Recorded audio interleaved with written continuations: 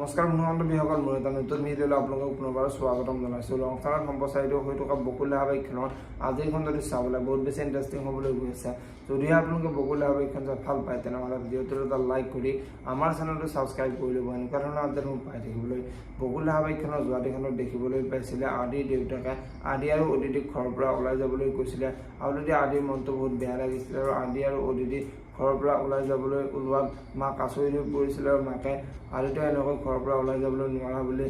মাকে আদিৰ আগত কৈছিলে আৰু তেতিয়া আদিয়ে মই এইখন ঘৰৰ পৰাহে ওলাই যাম, মই তোমাৰ অন্তৰৰ পৰা ওলাই নাযাওঁ নহয় বুলি মাকৰ আগত কৈছিলে আৰু আদিয়ে মাকক দেউতাই যিহেতু এইখন ঘৰত থকাটো বিচৰা নাই গতিকে মই এইখন ঘৰত নাথাকোঁ বুলি মাকৰ আগত কৈছিলে আৰু তেতিয়া মাক আচৰিত হৈ পৰিছিলে আৰু মাকে দেউতাকক আপুনি এইবোৰ কি কৰিলে, আপুনি আদিক বুজাওকচোন বুলি দেউতাকৰ আগত কৈছিলে আৰু তেতিয়া আদিয়ে মা আৰু এইবোৰ কথা লাগি থাকিব নালাগে, মই দেউতাৰ মনোভাৱ বুজি পাওঁ বুলি আদি আৰু অদিতি যাবলৈ ওলোৱাত দেউতাকে ৰবি বুলি আদি আৰু অদিতিক কোৱা দেখিবলৈ পাইছিলে আৰু আজিৰ খনতে দেখিবলৈ পাব আদিৰ দেউতাকে তই কেৱল ঘৰৰ পৰা ওলাই গ'লে নহ'ব, তোৰ লগত মই সম্পৰ্ক ছেট কৰিম, আজিৰে পৰা তই মোৰ কোনো নহয় গতিকে তোক মই তেজভুক্ত কৰিম বুলি আদিৰ আগত ক'ব আৰু তেতিয়া আদি আৰু আদিৰ মাক আচৰিত হৈ পৰিব আৰু আদিৰ মাকে আদিৰ দেউতাকক আপুনি এইবোৰ কাম নকৰিব, মই আপোনাৰ ভৰিত ধৰিছোঁ বুলি